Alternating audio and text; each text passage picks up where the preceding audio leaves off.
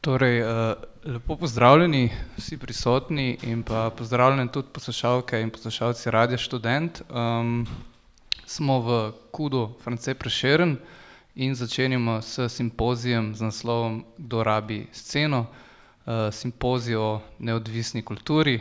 Drugič, mogoče da povem, ker gre pač dogodek tudi v živo preko radia, poslušalkam in poslušalcem še vizualni kontekst, v katerem smo, tu je razstava o ukrajinski krizi, če tako rečem, se pravi, smo nekako vizualno obkroženi z izrednim stanjem in nekako bomo tudi govorili mogoče z neko govorico izrednega stanja. Zakaj? Ker bomo govorili o neodvisni kulturi, o težavah, problemih, s katerimi se ta neodvisna kultura danes sooča. Z nami je kar nekaj akterjev, akterk z tega polja, ki bodo skozi svoje prispevke skušali če tako rečem, lastnih izkušenj, izkušenj iz različnih prostorov, verjetno podati neke koordinate, kaj je neodvisnost, kaj je neodvisna kultura. Ta dogodek je tudi preddogodek dogodka Kdo rabi študenta, ki se bo zgodil naslednji petek na Metelkovi. Kot sem rekel, je to že drugi simpozij, prvi je bil lani v menzi pri Koritu v okviru 20. obletnice Metelkova. Danes je ta dogodek v KUD-u, tudi z določenim namenom, ker kot vemo, se KUD že kar nekaj časa sooča z velikimi finančnimi težavami in je tudi, se mi zdi to neka simbolna gesta, da je dogodek tu, in mogoče so tudi težave KUD-a nekako kažejo na neko simptomatiko te scene. Zdaj jaz nekega druge funkcije nimam, razen tega kratkega uvoda, bi pa mogoče rekel to nekaj besed v prid oziroma zagovor pojma neodvisnosti, ki bo po mojem mnenju, oziroma vsaj mislim, da danes tudi malo osvetljen oziroma problematiziran, ker če gledamo malo zgodovinsko, vsaj kakor sam vem, se je v 80-ih precej več govorilo o alternativi, danes govorimo več o neodvisnosti, se pravi nek, če bom tako rekel, konceptualni premik. In kar bi želel povedati je, ta zagovor je to, da je pač neodvisnost ni zgolj neka reakcija na odvisnost, ampak je v bistvu akcija. Se pravi, neodvisnost vedno obstoji pred odvisnostjo, je prva, je neka neulovljivost in vprašanje verjetno ni le, kaj je to neodvisnost, kaj je to neodvisna kultura, neodvisna umetnost, ampak predvsem, kako deluje.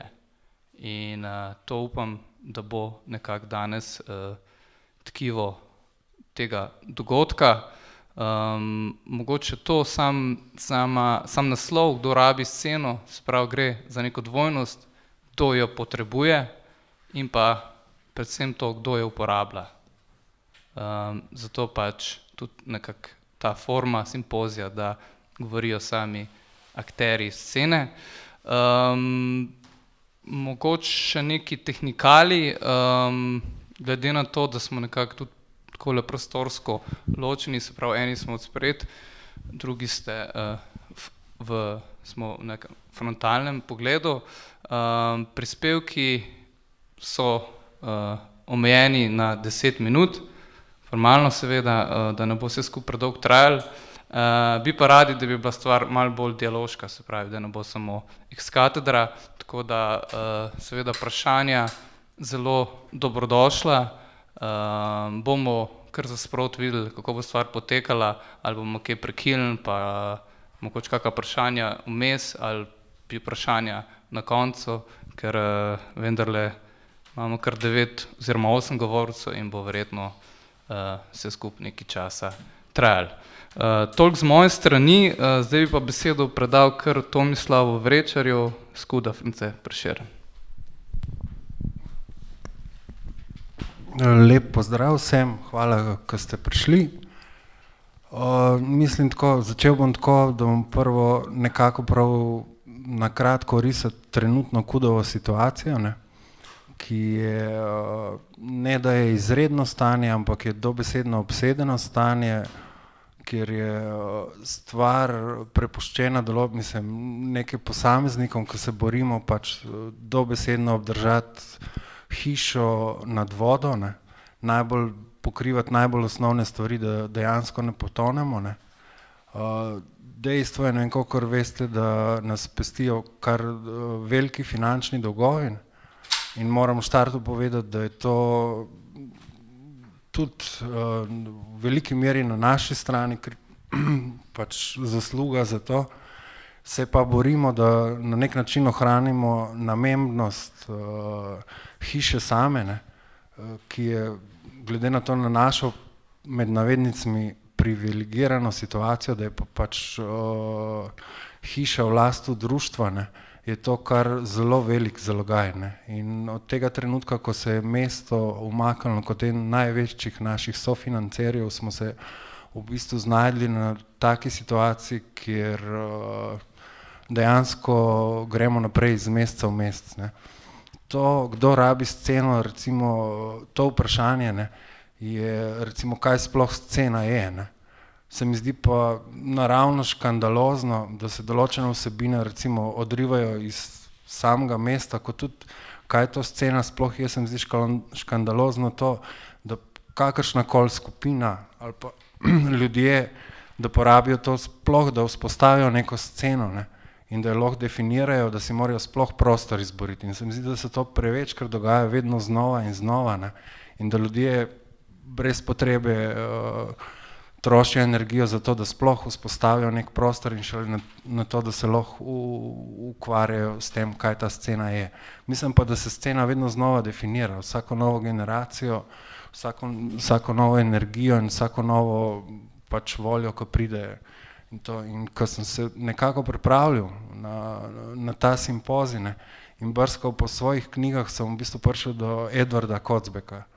In najdel sem pač njegove eseje pod naslovom Svoboda in nujnost in mislim, tam se on sicer ukvarja ne toliko z neodvisno sceno, kakor slovenstvom in kulturo, ne. In mislim, in sem se pol odločil, da bom jaz kar par njegovih citatov prebral. Zakaj? Zato, ker so predvsem te prostori, ne, so prvenstveno stičišča nekih ljudi, kjer niso stvari samo tako, da se pač prostore uporablja zato, da se snuje konkretno nek program, ampak predvsem so prostori, kjer ljudje odraščajo, kjer se dejansko formirajo, ne. In te ljudje so pač del te neodvisne scene. Življenje postaja za vse enako odprto ali zaprto, enako kruto ali usmiljeno. Začela se je planetarna doba, na vseh krajih vznikajo skoraj enaki vzgibi sovraštva ali ljubezni. Nihče se ne more več zamejiti ali zapreti v svoj prostor. Vsi smo enako utemeljeni ali izkoreninjeni. Toda prav tu se odkriva novo spoznanje.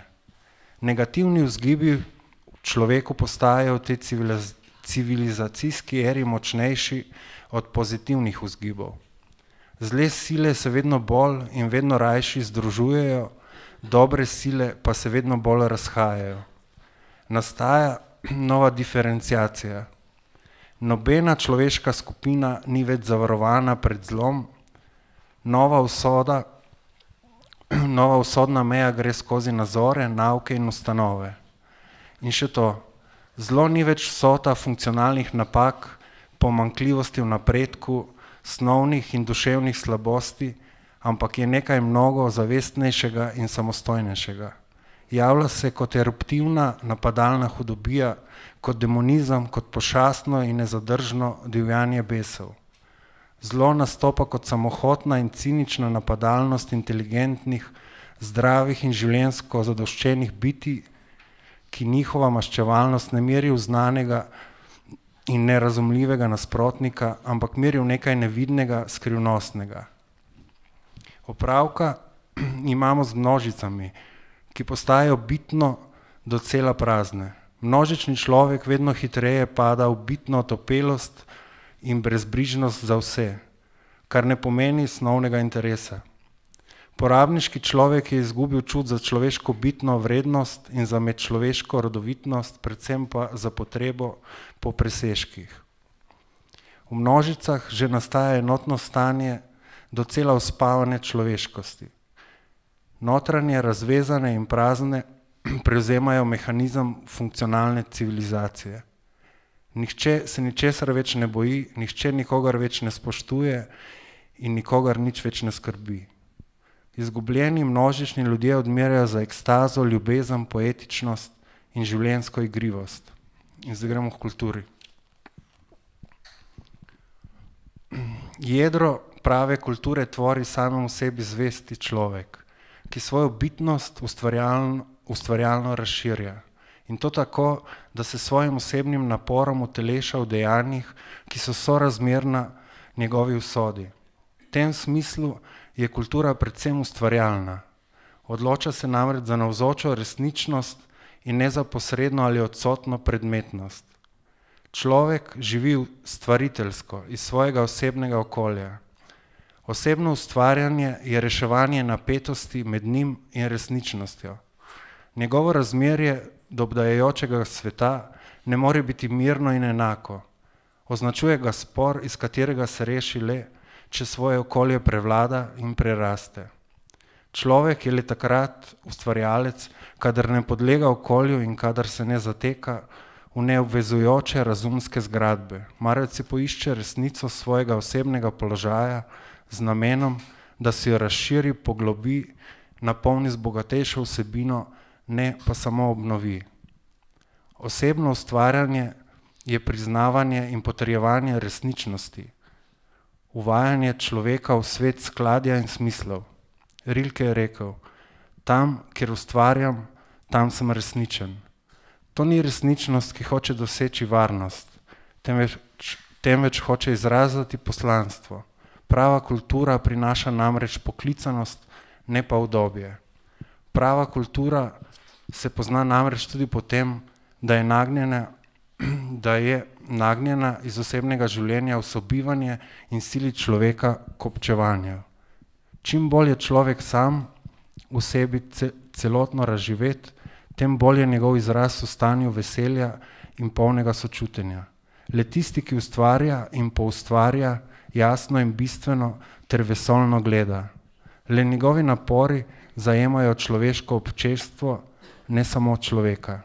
Učinek prave kulture torej ni v diferenciaciji, v oddaljevanju, temveč približevanju bližnjiku sredi skupnosti. Prava kultura je torej tisti razvoj človeka in njegovega duha, ki se v nobenem ustvarjalnem trenutku ne loči od celotne človeške resničnosti, marveč ostane notranje z njo tako tesno povezan, da na koncu ustvari tudi obliko in misel življenjske organizacije. Prava kultura stalno preustvarja resničnost in jo preoblikuje vse do njenih osnovnih temeljev. Kultura je objem vsega življenja in razširitev vseh njenih sestavin. Kdor načelno ali praktično omejuje človeka na del njegovega bistva ali kdor loči človekovo osebno kulturo od človekovega življenjskega položaja ali do občestva, onemogoča smotrno človeško izživljanje. Nobena kultura, ki tega celostnega načela ne upošteva, ne more biti dejavna in v polnem smislu uspešna. Toliko enkrat z moje strani. Hvala. Zdaj pa bi prosil kar Jasno Babič, Rafal in Gromka, da nadaljuje. Jaz bi sicer tokrat rada izkoristila, da ne bi čisto točno govorila konkretno o Metelkovi oziroma o Gromki, čeprav se temu ne bo mogla izogniti, ker je pač to ena od stvari, katero sem upeta. Pa tudi sama tema, ko smo dobili, pač, o čem naj bi govorili, je bilo tako široko, da niti nismo vedeli, kam pravzaprav se obrniti, je bilo tako zelo široko zastavljeno vprašanje, ne. Tako da jaz bi začela mogoče o enem osebnem risu in probala iti malo čez ta koncept scene v parih stavkih in potem mogoče narisati neka opažanja, katera mogoče niso toliko konkretna v tem prvem planu, kar nas mogoče najbolj pesti, pa mogoče teme, ki se bojo najbolj odprle kasneje. Majčkeno se bom zavestno distancirala od finančne problematike, tudi prostorske problematike in podobno, kot zaradi tega, ker verjamem, da bojo to tudi drugi govorci odprli in v glavnem, no, da začnem.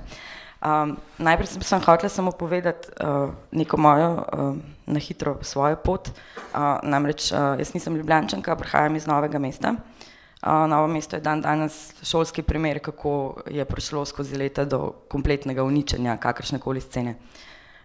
V času, ko sem jaz bila v srednji šoli, je bilo obratno, zelo je cvetel, bili so praktično v zdaj trenutnem Lokal Patriotu, takrat ga še ni bilo, v pizzeriji, vsak vikend koncerti. In sicer karkoli je takrat igrali na alternativni slovenski sceni, se je znajdlo tam v petek zvečer in mi se niti nismo spraševali pravzaprav, kdo igra, kaj igra, mi smo vedeli, da bo super in smo vsi tja hodili.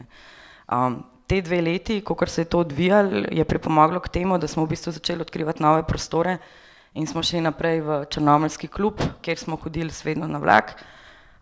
Kasneje, takoj, ko smo dobili izpite za avto, smo šibali po celi Sloveniji, od MKNŽ-ja, Ormoža, kasneje na Hrvaško. Odkrivali nismo več samo slovensko alter sceno, odkrivali smo celo bivšo Jugoslavijo, odkrivali smo tujino in prek tega v bistvu smo začeli potovati tudi na festivale v tujino, ne. Na ta način, nekako v povezavi s tem, kakor je mene ta scena privlačila, me je hkrati tudi začela sem se fokusirati na določene stvari v povezavi s politiko. Tle je pratela ta ljubezen do punka in politike in na podlagi tega v bistvu prek te mednarodne scene, ki je bila takrat v 90-ih in do sredine 2000 blazno aktivna, v bistvu sem se znašla v tej meri, da pravzaprav sem imela že to željo te stvari početi tudi doma. Svoj dom sem našla v Ljubljani, najprej v Molotovu, kasneje na Metelkovi in to še danes počnem v Gronki. Zakaj govorim ta oris? Ta oris je oris scene in to je to, kar jaz razumem kot sceno. Namreč zdi se mi, da se ta izraz se vedno znova uporablja v vseh mogočih kontekstih.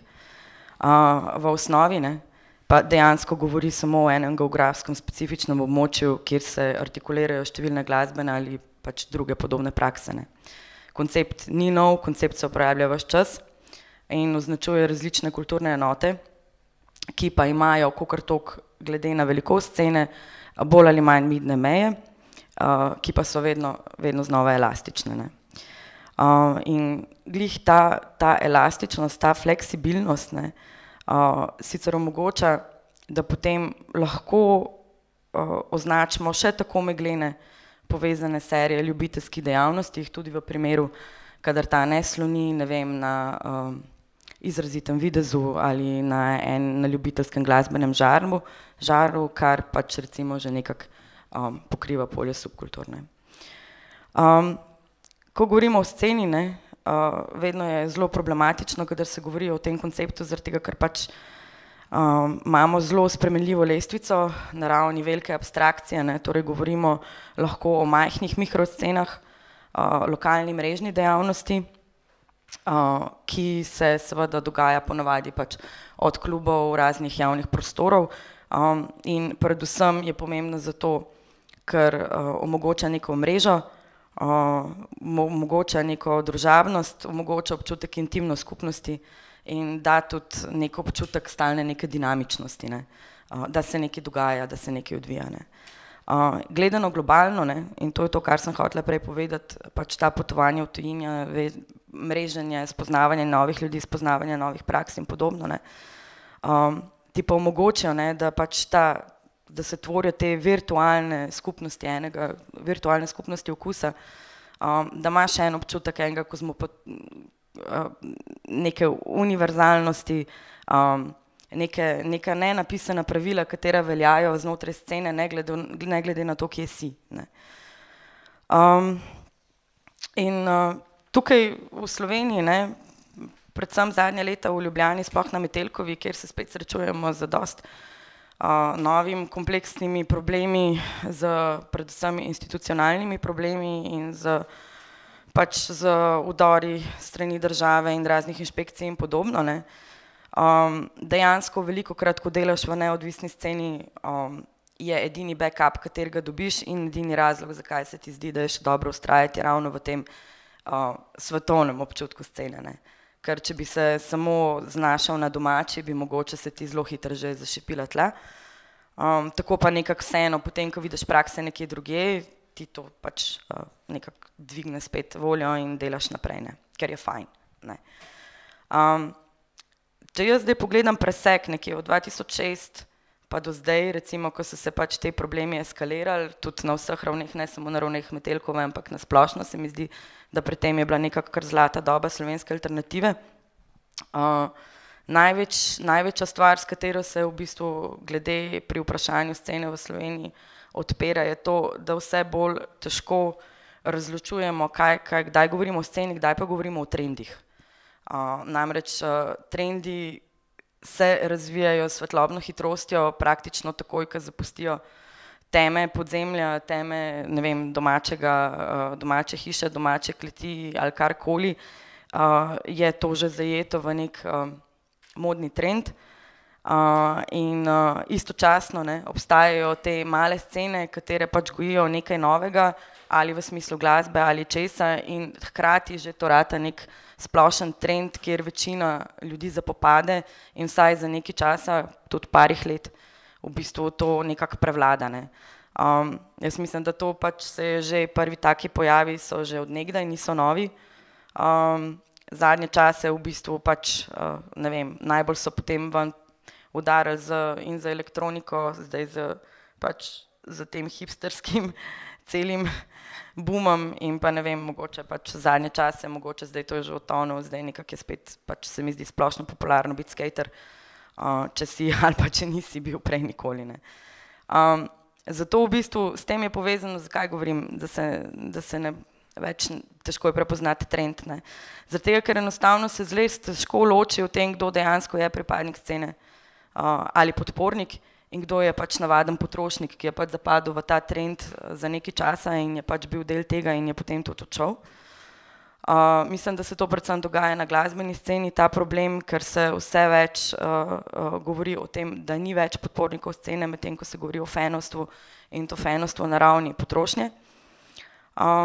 Kar se mi zdi, da v bistvu dosti skupnosti, katere so na ravni pač neodvisne kulture, se ravno zaradi tega zdaj mogoče od glasbenih smernic nekako distancirajo in iščejo pač neke nove načine vzpostavljanja skupnosti. Trenutno je dosti ena taka popularna je pač hrana, ki pač je, ne, hrana je vezivo za druženje, kjer se pač uveljavljajo pač neki novi trendi, od veganizma in podobno, prirejanje večer in pa mogoče tudi ne samo to, ampak tudi razna druga srečanja, kjer v bistvu je bolj v ospredje družabni del, ne toliko pač konzumacija nekega pač, ne vem, dogodka samega po sebi, ne, recimo glasbenega, ne. V Sloveniji, mislim, hkrati, ne, ko se zapopade v trend, se začnejo tudi odpirati na cele vrste nekih novih prostorov, ki pač ta trend zajamejo in hočejo iz njega ven potegniti. Tako da smo glede na našo majhno sceno dejansko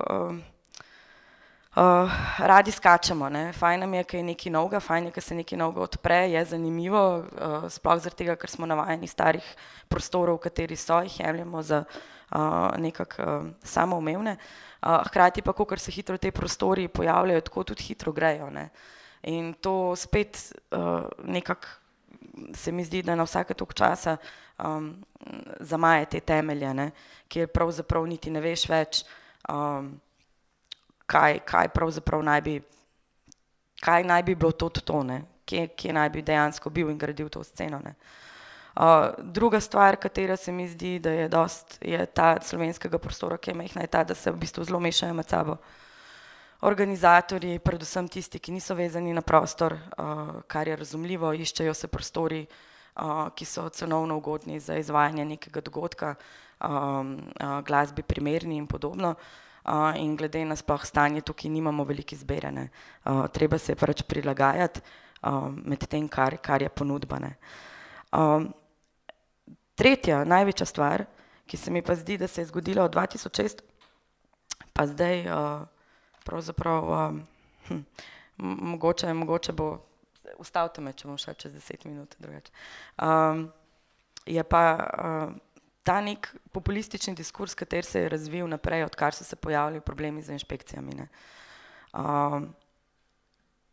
Jaz se spomnim, mislim, alternativo slovensko je do neke mere, temu se ne moramo izogniti, da je bil en del pač dosti tudi prisotne v tem arogance in ta aroganca se je mogoče vrnila nazaj v bumerangu, da ko so se začele pojavljati inšpekcije in ko so se začeli pojavljati neki odpirati novi vzroki, je bilo zelo hitro lepo vrniti klofuto nazaj z nekim populističnim diskurzom, ki se je tičal predvsem načinov financiranja in pa predvsem glede privatizacije prostorov in podobno, ne. Kar ne, to so stvari, katere je treba odpreti in o katerih se je treba debatirati. Problem pa je bil, ne, da je ta diskurs res bil pod nivojem in se mislim, da šele zadnje čase nekako počasi začenja osveščati. Mislim, meni gledano za nazaj je bil isti diskurs, kot je bil diskurs SDS-a.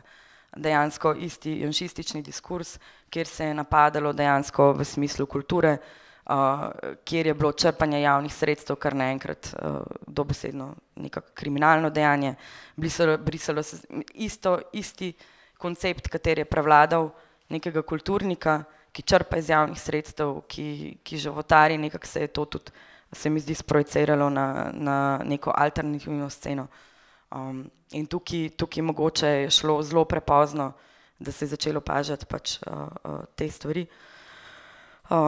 Recimo tudi primeri, ne, od tega, da se je začel preučevati načine financiranja, da je vsak profit bil, ne vem, pač ni bilo v redu, da se ljudi na ravni neinstitucionalne kulture dobesedno postavljali v suženjski položaj, kjer morajo biti večni volonteri, in se je pozabljali na del tega, da tudi te ljudje morajo od nečesa živeti in imeti čas, da lahko delajo in ustvarjajo v neinstitucionalni kulturi. Potem začele so se tudi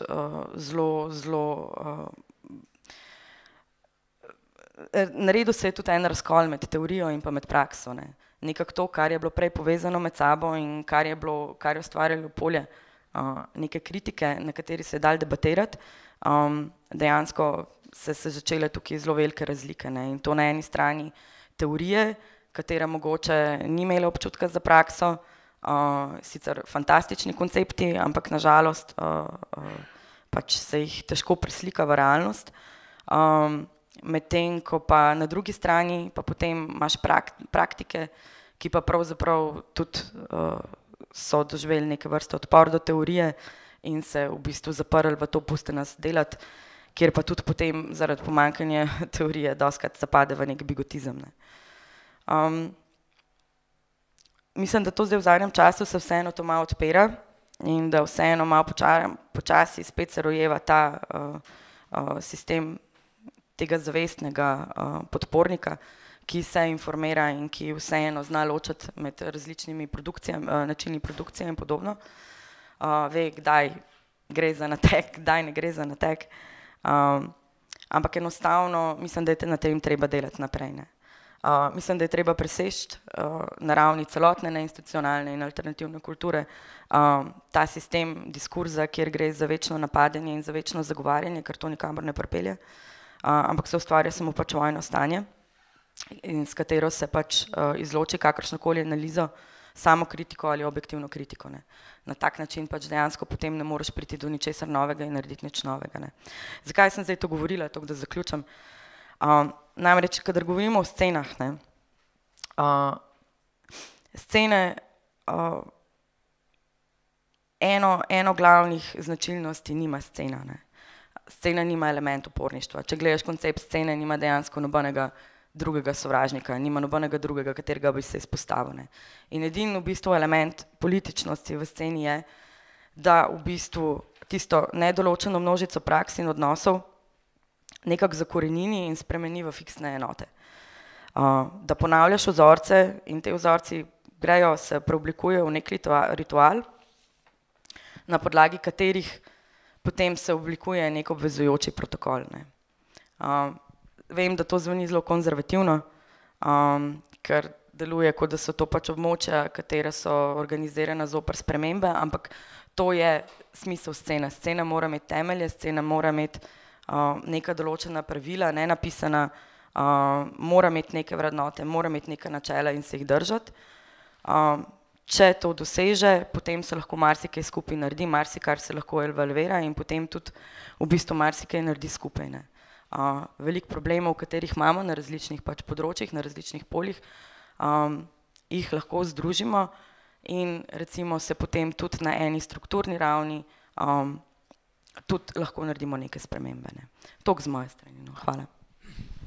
Ok, nadaljuje Jernej Kaluža, Živko Skvotec, Rok, eden izmed, če tako rečem, najnovejših pridobljenih, pribojenih prostorov na ljubljanski neodvisni sceni.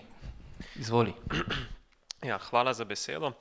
Kakor je Robert že rekel, ja, ne bi jaz predstavil, kaj se dogaja, kaj delamo kolektiv Živko Skvotec v Rogu. In najprej bi rad povedal, da govorim edino v svojem imenu in tukaj so nekateri tudi drugi, ki bodo mogoče pol kaj dodali, če bom kaj pozabil ali pa če bom kaj narobe povedal. Pa tudi zato gre, da pravzaprav mi se med sabo ne pogovarjamo lih dost o teh nekih konceptih in o temu in mogoče nas lih tu veže skupaj, da ima vsak neke svoje ideale. In včasih pol, ko pride do nekih teh tem, pa ne pridemo ravno daleč. Se mi zdi, da imamo dost različna sploh neka izhodišča in kar nas druži. No, bi kar začel s fakti. Samim s tem prostorom oziroma inicijativo smo začeli približno leto in pol nazaj. Bila je pa tu v bistvu predzgodovina o tem, da smo najprej skušali nekako, da nas je zanimala ta ideja skvotanja. No? In potem smo nekako ugotovili, da mogoče nismo čisto sposobni oziroma dobili smo kot nek prostor, v katerem se lahko pripravljamo za skvotanje, to dvorano v Rogu, pa smo pač kar tukaj ostali. No. Kar je pač sicer mogoče malo slabo, ampak vseeno je tudi ta prostor dajal tu, kar smo mogoče iskali, pač iskali smo nek nov prostor, tak neodvisen, pa da bi imel neko politično funkcijo, ne? In pač sicer tukaj je neka drugačna politična funkcija, ker ni nič na novo osvojeno ali kakorkoli bi temu rekel, ampak vseeno ima Rog po mojem en velik političen tudi potencial in tudi recimo neke skupščine, ki se tam dogajajo in cela ta skupnost nas je mogoče te zadeve malo, ta notranja politika Roga pa odnos do Mola nas je v tu pol malo potegnilo. No, zdaj mogoče sam na hitro bi šel, kaj smo pravzaprav delali. Začeli smo pač vsako leto maja, zdaj že 2 leti smo organizirali tudi v sodelovanju z Radiem Študent take nekoliko večje simpozije, prvega o lastnini, drugi je bil o alternativnih ekonomskih praksah. Vsako sredo imamo od januarja naprej predavanja spoznavanja narave in družbe. In ta predavanja, v bistvu koncept je samo to, da nekako pridejo neki neuveljavljeni ljudje, recimo študentje, doktorski študentje in tako in pač predavajo o tem, kar jih zanima. In je zanimivo, no, koliko je tudi zanimanja za te zadeve in koliko imajo ljudje tudi to potrebo po izražanju, da pravzaprav mogoče ni prostora za take stvari. Mislim, so prostori, ampak se mi zdi tu neka dobra možnost. No. Ob nedeljah imamo filmske večere, se pravi vrtimo filme, pa še ful enih ostalih projektov, ker nas je veliko nekih ljudi, ki se ukvarjamo s teorijo, imamo bralnih krožkov dost, potem se je urejal tam v enem kotu, pri Modrem kotičku v Rogu se je uredil vrt, tam se je naredilo tudi neko peč v sodelovanju z neko skupino permakulturcev. Organizirala se je, sicer zdaj bom govoril ne zdaj samo o tem kolektivu Živko Skvotec, ampak o neki širši situaciji v Rogu, ki je povezana tudi s taborom, to je najprej bil tabor Transforma, se pravi nek poleten festival ali pa tabor, zdaj pa oni tudi organizirajo vsakotedenske neke veganske večerje, pa kung fuji so vsak teden, pa Noč čarovnic je bila tudi zelo velika, pa zdaj za novo leto se nekaj obeta, tako da bi tudi šli. To so zdaj zaenkrat sam neki plani, ampak da bi mogoče spomladi enkrat štartal nek prostor, ki bi bil vsak dan odprt, tako kot bar, ampak seveda, da ne bi bil bar ali pa klub, ampak da bi imel nekako bolj tudi vsebinsko določen koncept. Tudi recimo zdaj sodelujemo z Erasmus študenti, ki so pogruntali, da jim v bistvu ta Erasmus pisarna Ljubljana ponuja samo neke te zabave v smislu teh pač slabe zabave in bi pač oni radi recimo nekako se med sabo bolj povezali, pa tudi z lokalnimi ljudmi in imajo zdaj ob petkih, imamo pač recimo predstavljajo neke teme, ki so zanimive tako za nas, kot za internacionalno občinstvo, recimo situacija v Siriji, odnos Rusija, Evropska unija in tu pove nekdo recimo z Rusije, ki ima pač drugačen pogled na te zadeve. Dobro, toliko o faktih, zdaj mogoče za konec bi sam še povedal, kakšni so kaj problemi, kaj se meni zdi tako zanimivo, no. Recimo, ja, zanimive so te skupščine oziroma odnosi v Rogu kot neki celoti, no. Zdi se mi, da se pač na teh skupščinah recimo prevečkrat ukvarja samo o nekih zamerah, o nekem, kdo je kaj dela v materialnem smislu, premalo je pa tega, ne vem, da bi razmišljali o Rogu kot o nekem političnem subjektu, kakšne možnosti ima in tako. Recimo včeraj je imel predavanje Rastko Pečar o arhitekturi in gentrifikaciji in je dal zanimivo tezo. Rekel je, da bi pravzaprav mogli Rog, verjetno Metelkova še dosti bolj, zahtevati od občine pravzaprav denar za neplačano delo, ne? Ker recimo cela ta soseska Tabor postaja zelo šik na tak hipsterski način, k čemur je Metelkova sigurno zelo dosti pripomogla, ne? In pač Metelkova je dala vrednost, mislim, ni bila pa plačana za svoje delo, ne? In tako se mi zdi tako pravzaprav provokativna teza, da na nek način se mi zdi ta avtonomističen model malo zastarel, se pravi, zakaj bi se zmeri samo nekako bali tega vpliva občine pa rekli, sam pustite nas primeru, zakaj ne bi zahtevali nekaj od njih, ne, recimo plačilo za delo, čeprav se to mogoče res sliši malo utopično, ampak ja, ne, bi pa za kaj takšnega sigurno mogel biti Rog ali pa recimo zdaj Metelkova bistveno bolj nekako enoten političen subjekt, ne enoten v tem smislu, centraliziran, hierarhičen, ampak ne vem, no, če se da na kakšen drugačen način tu doseči, ne, da bi pač, da bi imel neko večjo moč v tem smislu. Pa tudi recimo vprašanje financiranja je zanimivo, no, recimo v Rogu se mi zdi neko prevladujoče mnenje je, da so evropski razpisi in take stvari vse zelo slabe, čeprav po mojem dosti ljudi nekako se tu prijavlja, ampak tako individualno, ne. Ne vem, no, če je zdaj, kaj bi rekel, če je financiranje samo po sebi problem. Jaz mislim, da ne vem, denar ne smrdi, no, sam problem je pa v tem, da bi mogli tu delati na nek drugačen način, na nek transparenten način, se pravi, da nekaj tega denarja gre v skupnost mogoče, da bi bilo pač tukaj neke odprte računice, ne vem. Ja, pa še mogoče en velik problem, ki bi ga izpostavil, je ta problem PR-ja. Jaz si ne predstavljam, kako je to v 90-ih recimo izgledalo, ko se je Metelkova začela, ampak mi recimo zdaj smo čisto od maila in Facebooka, no, tako lahko nekako širimo te svoje dejavnosti. Ne vem, kako se bi tu dalo drugače delati, ampak ja, mediji, tudi če pošljemo, tega pač ne povzemajo večinoma, pač ne vem, nek tak, mogoče se ne zdi dosti pomembno. In potem si pač čisto odvisen od nekih teh svojih kanalov, kar tudi povzroča, da pač prihajajo vedno isti ljudje in da se začne pojavljati neka taka mogoče zatohlost včasih, da se pač, ja, začnejo pojavljati isti obrazi, no. Drugače pa ja, da bi zaključil malo bolj pozitivno, se mi zdi, da smo zdaj na nekem takem precepu, ko pravzaprav ne vemo čisto točno, kam bomo šli, ampak ja, mislim, da bo zanimivo, ja. Hvala lepa. Nadaljuje pa Borut Savski, Cirkulacija. Ja, živijo. Cirkulacija, predtem Trivia, do pred kratkim Radio Študent, v glavnem pa seveda samostojno tudi delujem tam nekje med polju sodobne umetnosti, kar obsega tudi zvok, glasbo in take reči. Hkrati tudi se v vseh teh kolektivih, še posebej v Cirkulaciji, ki je nastala tako kot krona življenja, se trudimo tudi za neke transparentne medosebne odnose oziroma nekaj, kar presega siceršno manjšo transparentnost ali pa netransparentnost, ki vlada v družbi, se pravi neke vrste socialni eksperiment. V glavnem bi mogoče ta naslov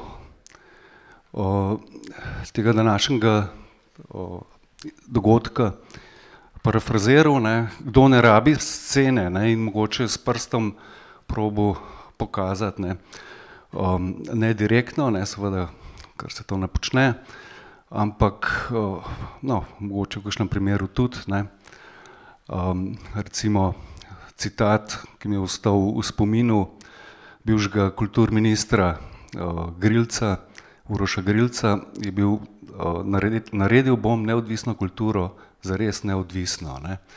To mi je taka hitlerjevska varianta. No in to kaže na pozicijo, ki imajo te sodobni politiki oziroma ki so bolj kriptopolitiki, ker so v resnici javni uslužbenci bili celo življenje, bolj ali manj.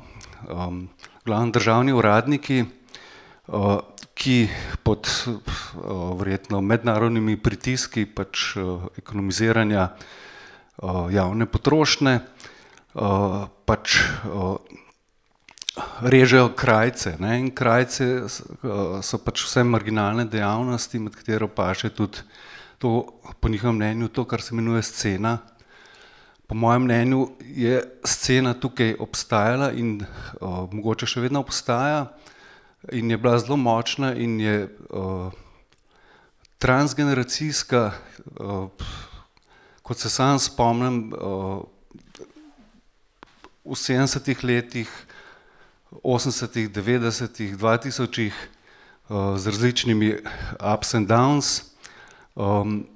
Vse je mogoče zaradi centralnega vozlišča, ki je bil Radio Študent, razvijala, kar pomeni, da so se razvijali, prepletali te medosebni odnosi med različnimi akterji. Ja, pred kratkim se mi zdi, da kritičen moment se je zgodil leta 2008, takrat je Cirkulacija že imela prostor oziroma skvotala v Rogu. Seveda v primeru redukcije, skrajne redukcije denarja na mestni občini Ljubljana,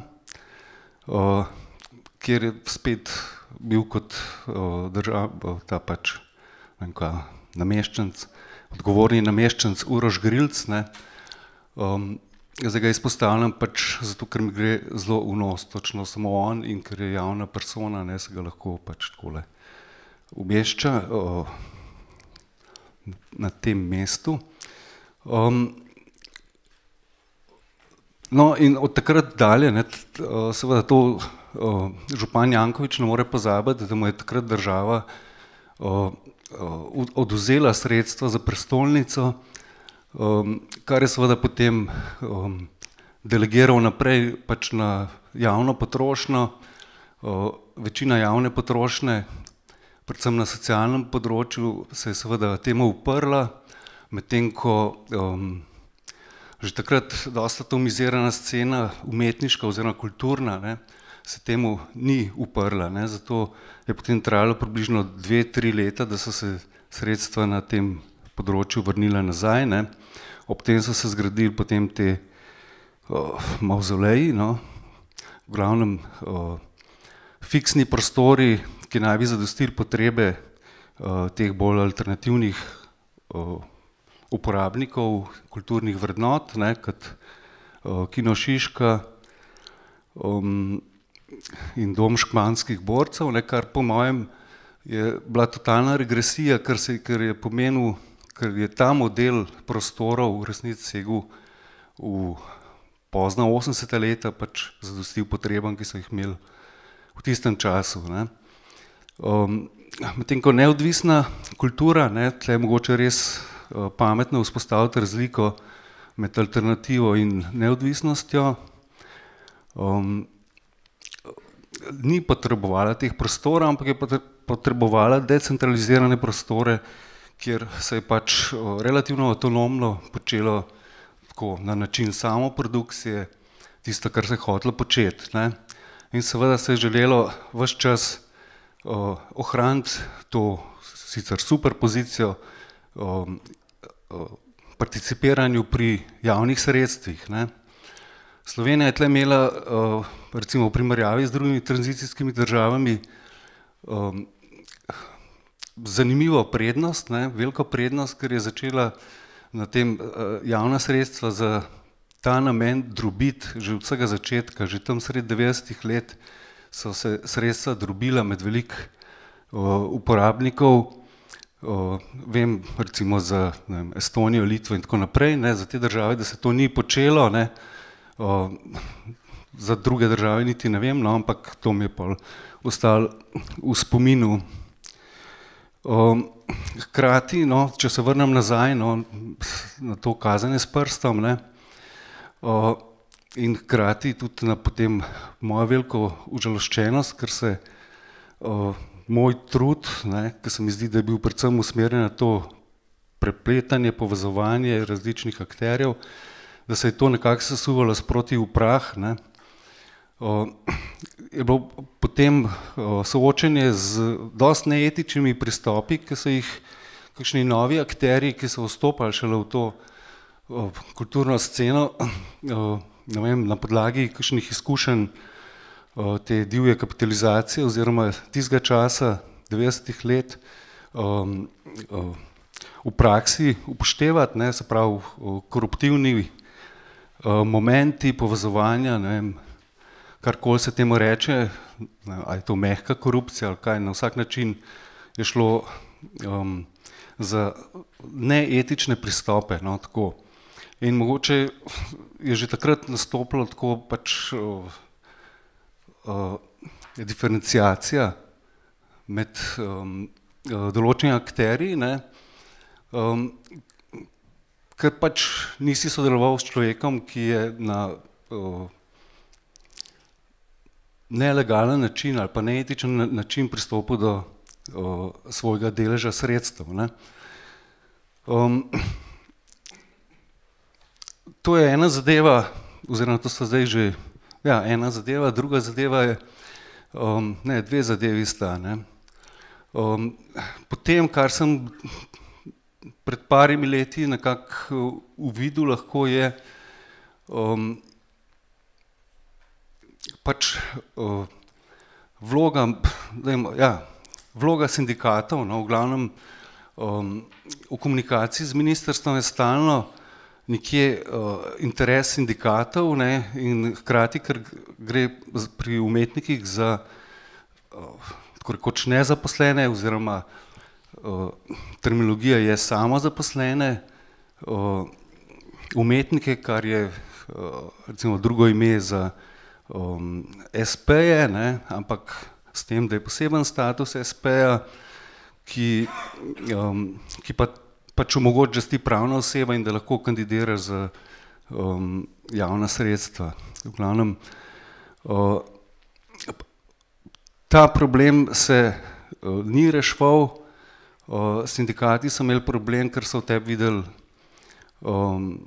delodajalca, ne pa delojemalca, oziroma v glavnem te problemi se bodo še nadaljevali in bodo verjetno pripeljali neki točki do ne vem, redukcije števila, vsaj do redukcije števila teh samozaposlenih v kulturi.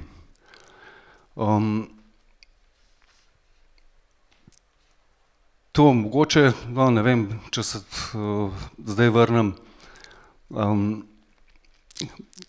ja, mogoče na Rog, ne, na hitrico na Rog, ne, cirkulacija je tam obstajala do letošnjega junija, ja, ko smo zaprosili oziroma najeli prostore v tobačni tovarni, kar je bila velika sreča in še zdaj kar ne moramo verjeti, mogoče se bo kdaj pojavil kdo iz lokalne politike, mestne uprave ali kaj takega, ki bo pač zahteval, da se mu poklonimo, ne, ker je posredoval, mogoče pa ni posredoval, mogoče pa to čist pač opcija, ki je čist etična, no, tako legalna, in zdaj najemamo prostor v tobačni tovarni. Vsi srečni, da smo se lahko odmaknili od precej zatohlega, ideološko zatohlega Roga, kjer je prišlo do diferenciacije, ne. Pa s tem političnim delom scene, ki je seveda nujno potreben, ne, in je vedno tudi super funkcioniral, ampak očitno v nekem trenutku so te nove anarho sile ugotovile, da je treba pač narediti diferenciacijo, ne. Tako da ta kos diferenciacije, kar verjetno z njihove strani tudi se zdi, da je etičen,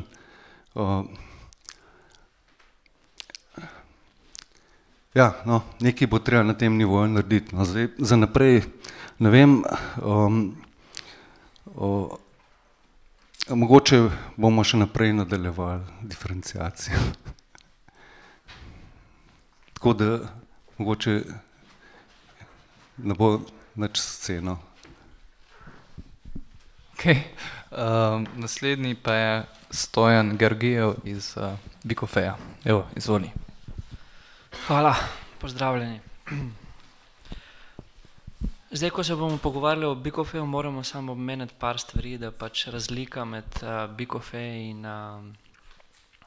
in drugih sceni je to, da pač se je začela čisto spontano in pač nič financiranja nismo dobili niti od občine, niti od države, kaj pomeni pač vsi projekti, ki so narejeni in vsaka ideja, ki je prišla in se je realizirala, je narejena pač samo od naše iniciative in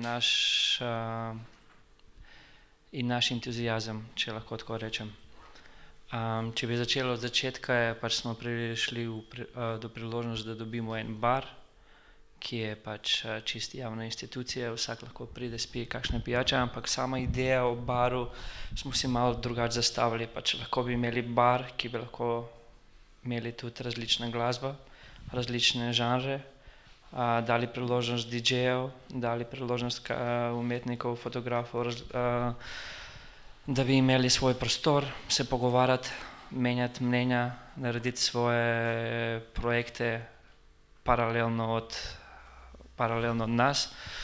Potem pač spontano se je zgodila ta scena z naše koncerti, ki so pač recimo bili kar zanimivi v centru mesta.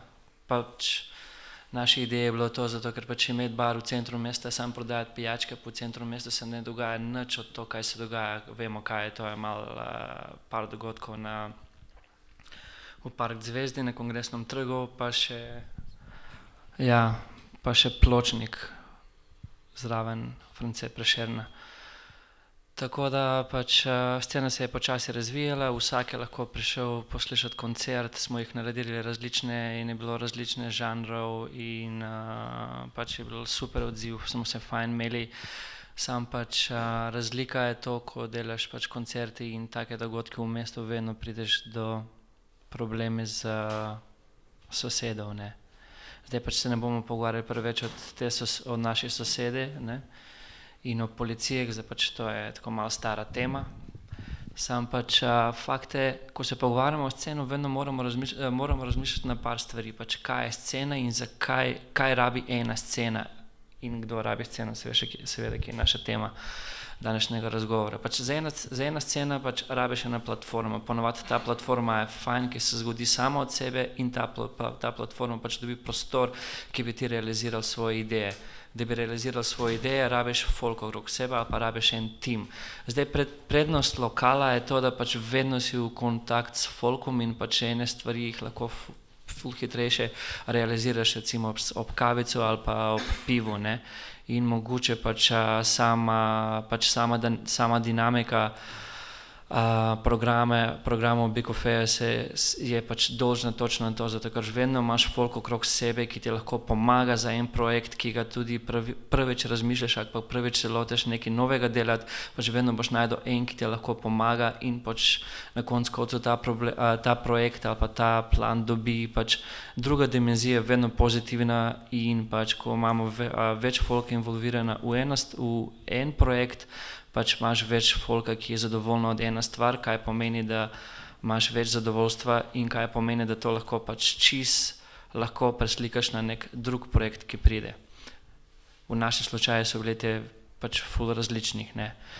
Zdaj, ko so prišli v bistvu pritožbe glede koncerti in sosedov in to, pač smo nekako nam je ratalo jasen, da pač tega ne moramo početi, ne moramo delati v mestu in paralelno pač na naš bar smo ustanovili zavod, ki se imenuje Stiropor in ki smo že par stvari sproducirali tudi z tega zavoda, ki je pač prvi dvojni vinil na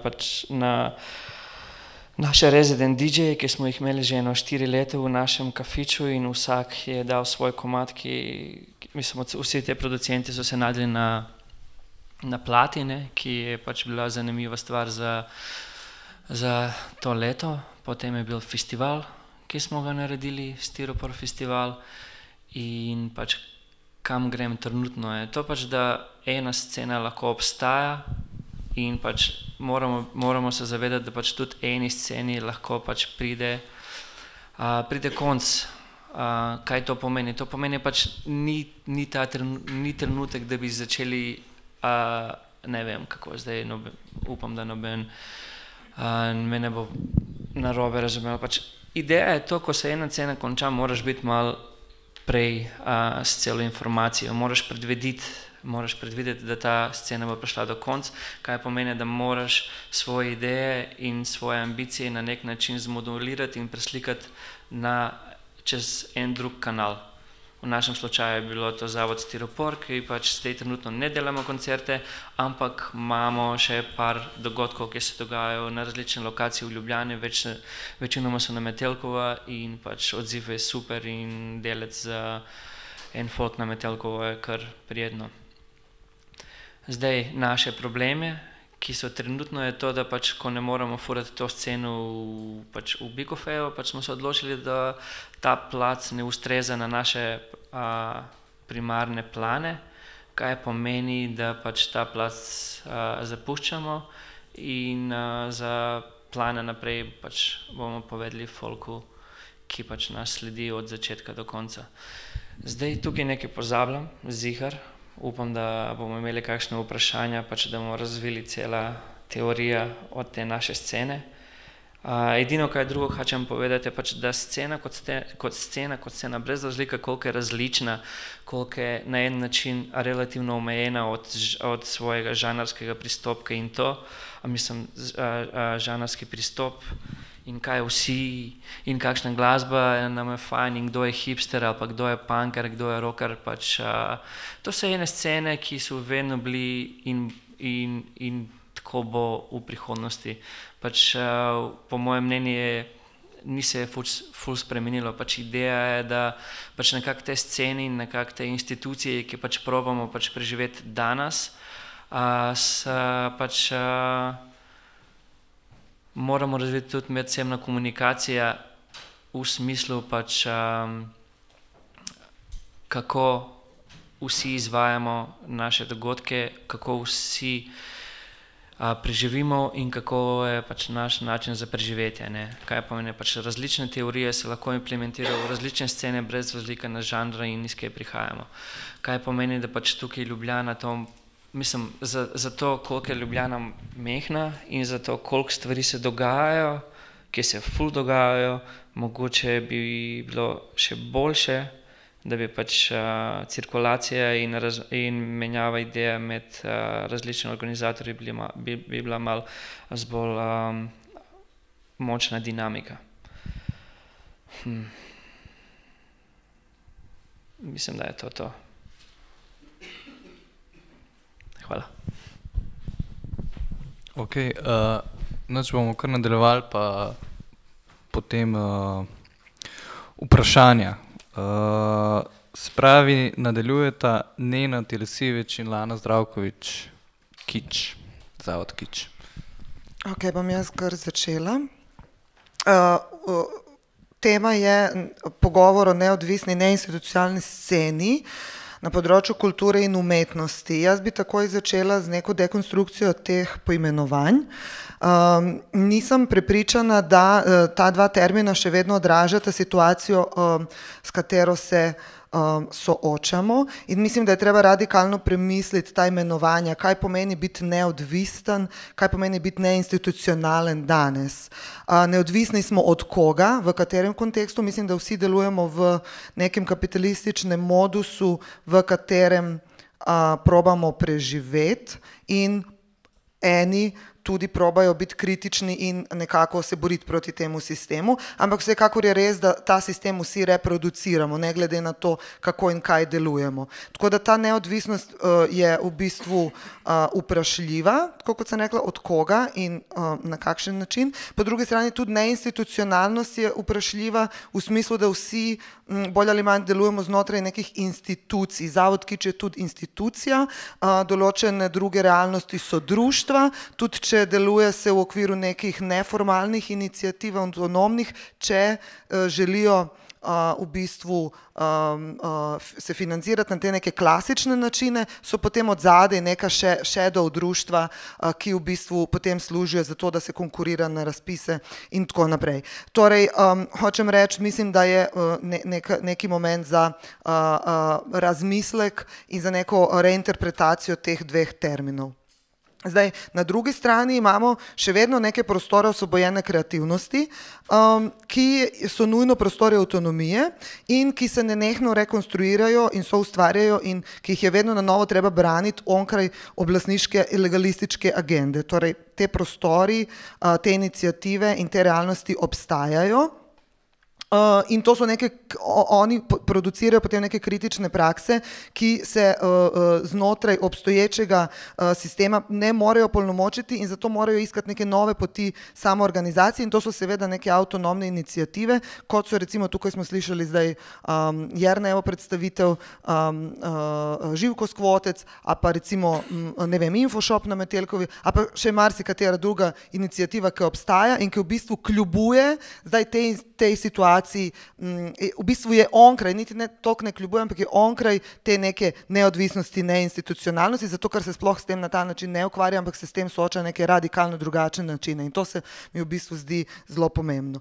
Zdaj, s tem se v bistvu pokaže, kako je soustvarjati to situacijo, ki zdaj recimo rečemo scena, ki bom probala potem tudi premisliti, tudi ta pojem na kratko, v bistvu je odvisno od nas samih, ne? Na kakšen način se bomo mi lotili premišljevanja teh vprašanj. Zdaj, meni je bil všeč Robertova delitev na alternativo v 80-ih, pa neodvisnost ali pa neinstitucionalnost v današnjem času. Seveda se je pa treba zavedati, da v bistvu v 80-ih, v času te alternative, govorimo o času socializma, ne, ker v bistvu glavna norma bila neka prepoved. Torej, v času socializma je alternativa bila kljubovanje prepovedi na ravni vsebine. Danes imamo v bistvu demokracijo, ne, ker je vse dovoljeno, ker se soočamo z normo svobode, in tukaj v bistvu se poskušamo v bistvu temu postaviti po robu, zato ker seveda ne gre za resnično svobodo, in tukaj gre predvsem za odvisnost finančno, ne, za neki boj, ne toliko za nove vsebine, ampak za to, kako bomo te vsebine plasirali, ne da bi bili finančno odvisni od določenih financerjev, ne. In mislim, da na tej točki, kar je že bilo omenjeno, se mi zdi pomembno omeniti, ker se še dan danes ta 80. In ta alternativa 80. vedno omenja z nekim strahospoštovanjem. Jaz v bistvu sem zelo kritična do te scene iz 80. ki je v bistvu pripeljala na plano kapitalizem, neoliberalizem, boj za trg, in v bistvu postala del neke institucionalne kulture in umetnosti, postala v bistvu režim, novi režim, demokratični, ki v bistvu ni nič manj represiven, če ne še več, kot pa v bistvu ta socialistični režim, proti kateremu se je takrat ta scena borila. In še dan danes v bistvu poslušamo, imamo to neko mišljenje, ki eutanazira vsakršno kritično misel danes, da pa v 80-ih je pa bilo vse super in da posledično danes je pa pač te mladi pa res ne znajo, kaj bi sami sabo. Ne. Tako da v bistvu doživljam to sceno 80-ih z vsemi temi svojimi neoliberalnimi momenti, v bistvu so odgovorno za to neko mrtvilo, ki je potem vladalo v 90-ih in danes v bistvu imamo neke nove iniciative, ki nastajajo. Tako da sklenem na kratko, ker bo še Nenad nadaljeval, v bistvu zdi se mi pomembno, da razumemo, kdo to sceno soustvarja, kako delujemo znotraj tega, kako generiramo svojo lastno agendo, torej ali na kakšen način smo zmožni svojo lastno agendo avtonomno določati in jo izvajati, in s tem je seveda nujno povezan proces načinov produkcije. Torej, v tem smislu mi je všeč ta ideja v bistvu izumevati nove načine financiranja, ne samo probati subverzirati že obstoječe, ampak v bistvu izumevati in zahtevati nove načine financiranja za svoje delovanje in s tem seveda potem generiraš neko novo publiko, neko novo sceno, s tem, da potem v tem smislu, ko na ta način pristopimo temu, v bistvu ne moremo več govoriti o sceni, ker scena vedno, vsaj zame, predpostavlja nekega gledalca in nekega nastopajočega, ne? In potem imamo neke ljudi, ki nekoga gledajo, in potem imamo to neko mejo med nastopajočim in gledalcem, recipientom, potem v bistvu po drugi strani imamo razbijanje v bistvu tega koncepta scene, ampak lahko govorimo potem o neki skupnosti, ki sama sebe v bistvu premišljuje, generira, ker se ta meja med nastopajočim in gledalcem, recipientom zabriše in so potem te neki kolektivi, avtonomni kolektivi, iniciative, skupine, ki sami določajo svojo agendo, ker ni te zabrisane meje in ker v bistvu prihaja do nekega nenehnega prehoda med temi vlogami in seveda potem govorimo o skupnosti, s tem, da ta skupnost ne predpostavlja nobene določene identitete, to se mi zdi tudi zelo pomembno povedati, ampak v bistvu je neka onkraidentitetna, nadidentitetna skupnost, o tem je tudi Jernej govoril, to so čisto praktične stvari, mislim, ta teorija o onkraidentitetnosti ni padla z lune, ampak v bistvu izhaja ravno iz konkretnih izkušenj, ker v bistvu imaš ogromno različnih realnosti, ki se med sabo tudi lahko ne strinjajo, vendarle pa lahko skupaj delujejo in soobstajajo. Torej gre za neki prostor čas, ki ustvarja neka nadidentitetna, onkraidentitetna skupnost, ki je skupnost za vse in ki jo združuje v bistvu ravno ta točka razdruževanja. Tako bi jaz s tem zaključila, pa bi Nenadu predala, da nadaljuje. Jaz bom zdaj probal malo govoriti, ker ful kašljam, ampak ja. Ta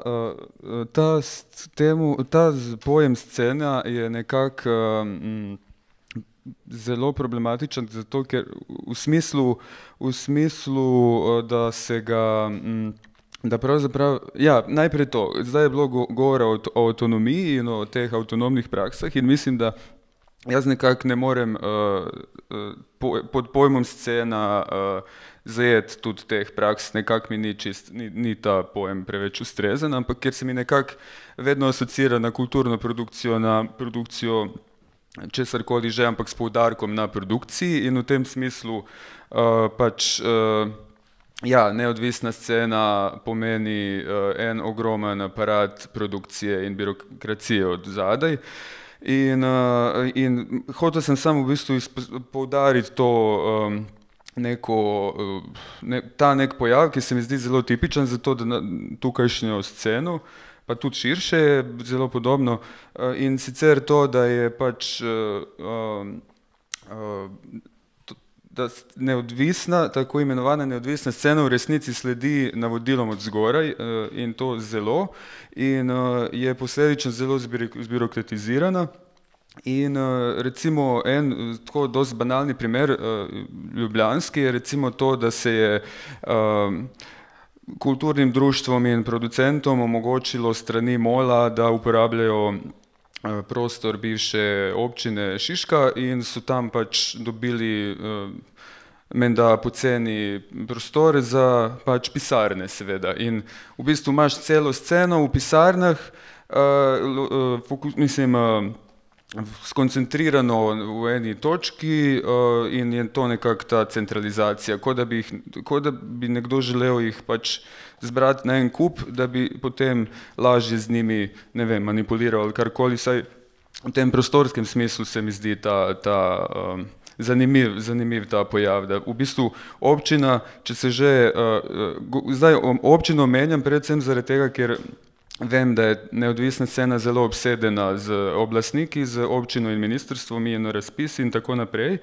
In recimo v luči tega, da je občina omogočila uporabo teh pisarn, recimo bi mogoče to omenil, da je zanimivo, da v bistvu omogoča to vrstne prostore, torej birokratske in pisarne, namest recimo prostorov za vadbo, za srečevanja, kakršnokoli socializacijo, torej odpira in podpira prostor pač za birokratizacije in čist enako počne, poskuša početi pač z Rogom že od samega začetka in z transformacijo Roga v center za sodobne umetnosti in tako naprej. To sem hotel malo pač izpostaviti, drugače pa bi se itak bi rad poudaril to, da pač je treba razmišljati onkraj tega, čemur se reče scena in poskušati nekako narediti nek preskok iz te odvisnosti in teh pričakovanj od oblastnikov, ki bi nam naj zagotavljali vse možne pogoje in nam jih seveda ne in nam jih ne bodo, pač pa se usmeriti na neke druge metode organizacije in samoorganizacije in se nekako odmakniti od teh v bistvu otročjih pričakovanj.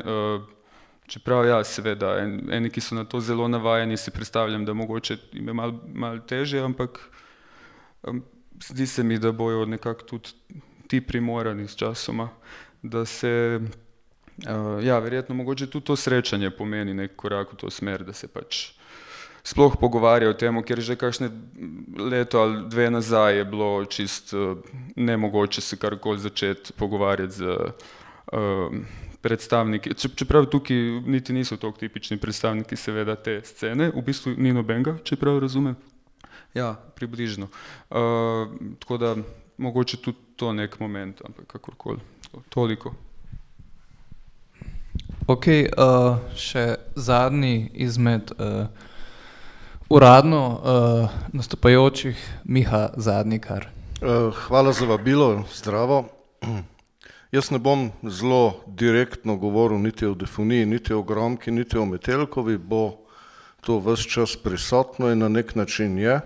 Pa bi mogoče za ogrevanje začel pri PR promociji, kot jo je Jernej omenil, z nekim spominom na konc 80-ih, začetek 90-ih, ko je medijska slika bila izrazito drugačna, namreč za to vrstne podvige, kot je tudi današnji, nismo imeli na voljo samo Radio Študent, ampak je bilo celo, ko sem bil kot profesionalni novinar na delu, popolnoma možno poročati z takega simpozija, bilo je možno najaviti cirkulacijo, poroko Kič, bilo je možno objaviti v 10 vrsticah Rafalov koncert, kaj se bo dogajalo v Bikofeju, se pravi, da vendarle neko medijski zagon je bil možen, neko zaupanje je delovalo brez seveda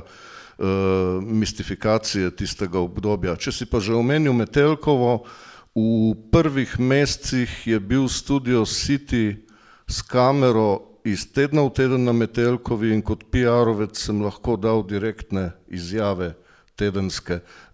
Mogoče bi bilo kdaj fajn to pogledati, po mojem je čista romantika z današnjega vidika. Ampak da grem zdaj bolj k stvari. Veliko je bilo že rečenega konceptualno in pojmovno glede scene, glede neodvisnosti. Moj dodatek bi bil ta, da kar zadeva sceno, se zelo izrazito, čeprav ima teatrske elemente, pa morda ravno zato povezuje seveda z muziko, zelo blizu mi je izjava, ki jo je enkrat na začetku 70-ih že podal Frank Zappa, ko so ga vprašali, kakšna je razlika med mainstreamom in sceno. Celo ta dihotomija je bila mainstream in scena.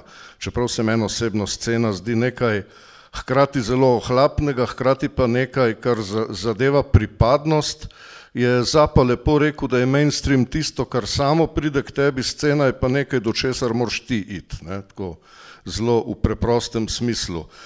Ampak pustimo zdaj sceno, ki ima seveda v svojih izvirnostih v angleškem jeziku včasih sopomenko, kot je cool, recimo če rečemo she, so, seen, bi to lahko pomenilo, kot da je cool, kot da je pri sebi oseba opravila s sabo in se zlahka pridružuje somišljenikom, somišljenicam in neki skupnosti, ki ima, in tukaj sem tudi jaz dovolj konzervativen, neka svoja močna notranja pravila, občutek neke pripadnosti, zavezništva, ki pa ni omejujoče v fašistoidnem smislu, pač pa v nekem inkluzivnem, da lahko včasih pripomore tudi na simpozijih kot je tale, da lahko včasih kaj pouči, se ukvarja z drugimi rečmi in tako naprej.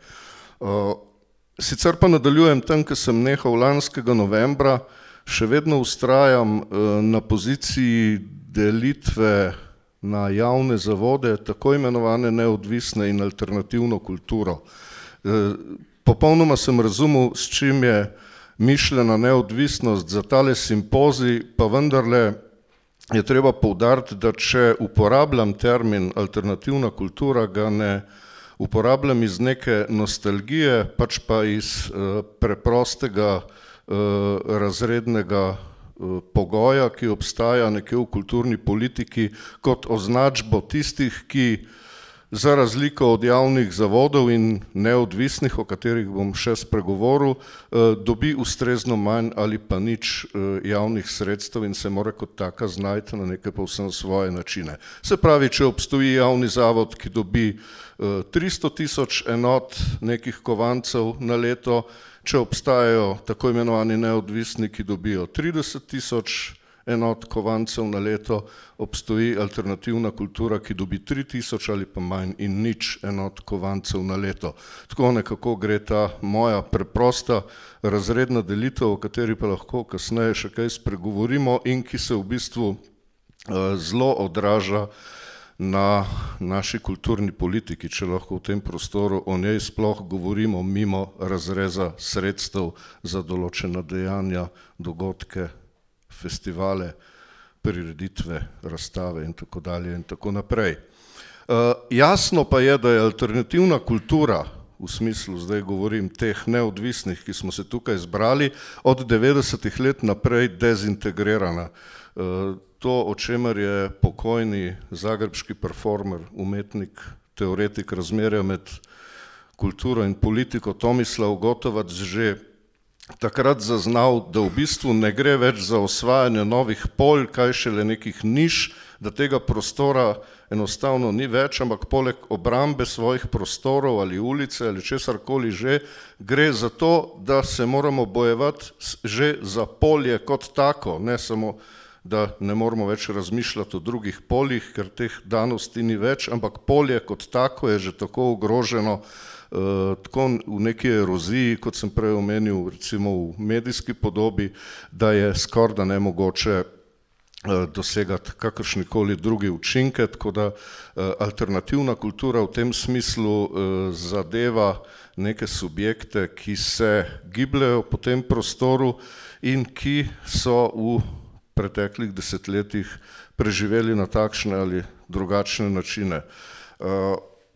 Tako imenovani neodvisni, tu bi se pa navezal na Lano, ki je to zelo dobro in ostro povzela z dogajanjem v 80-ih letih. Marsikdo med tako imenovanimi neodvisnimi, ki so množično takrat delali zasebne zavode že konec 80-ih let, bi bil z današnjega vidika po teh dejanjih mirno označen za malega Janšo, malega Bavčarja.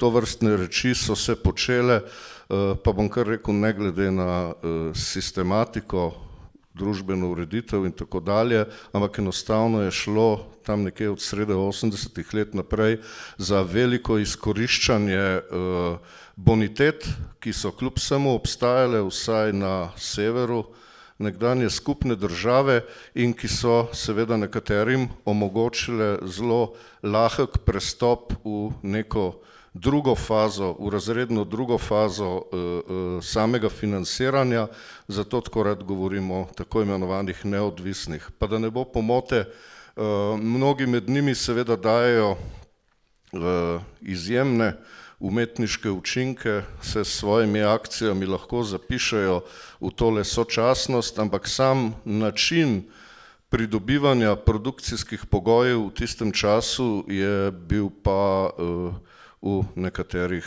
primerih dost kriminalen in dost prehiter, glede na to, kar so nastavki alternativne kulture v 80-ih kljub vsemu omogočali in kaj so lahko dosegali z produkcijskimi pogoji in z načini, ki so velikokrat bili izumljeni po svoje in ki so seveda pomenili v globalnem merilu marsikaj.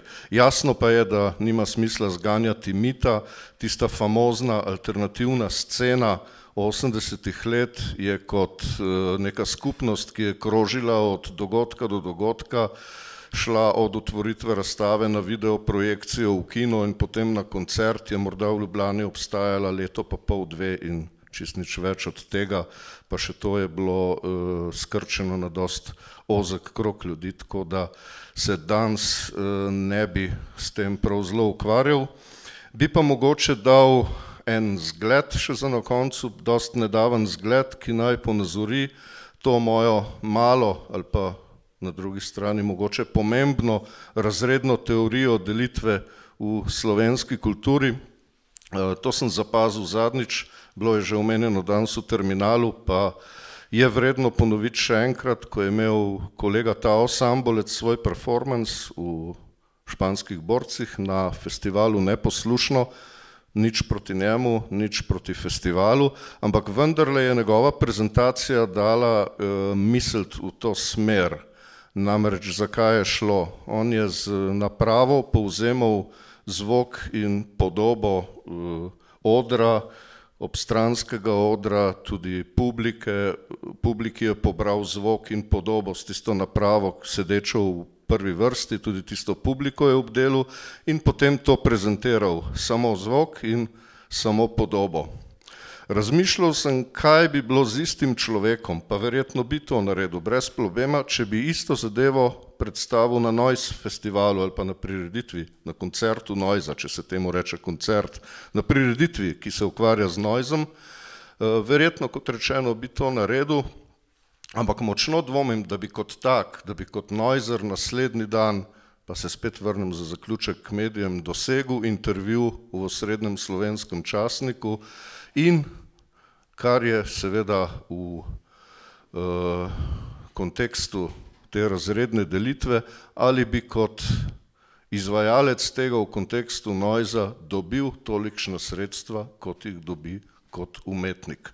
Mislim, da to vrstne zadeve, brez imen zdaj, zgolj kot kritika neke kulturne politike, postajajo v teh krajih pa precej alarmantne in sprožajo negativne učinke, sprožajo drobna sovraštva, sprožajo zavisti in sprožajo vse tiste stvari, zaradi katerih je tako imenovana scena takšna, kot je.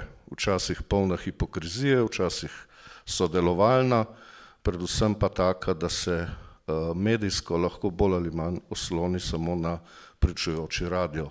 Na tej točki bi nehal, pa bi še prosil, če je kako vprašanje direktno zame, naj bo čim prej, ker imam obveznost zvečer, vmes pa moram skočiti še do Roga, ker so me za brucovanje oddelka za kulturno antropologijo in etnologijo prosili, da grem še tja v družbi nekaj povedati. Hvala.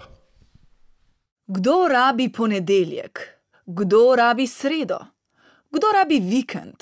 Kdo rabi jutra, dopoldneve, popoldneve? Kdo rabi noči? Kdo rabi študenta? Kdo rabi Bikofi? Kdo rabi Kut France Prešeren? Kdo rabi Rok? Kdo rabi Metelkovo? Kdo rabi sceno? Simpozij Radia Študent o neodvisni kulturi.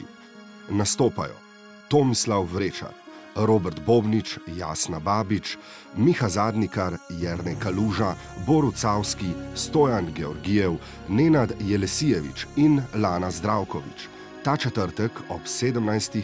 v Kudu France Prešeren in občasnimi vklopi na 89,3 MHz.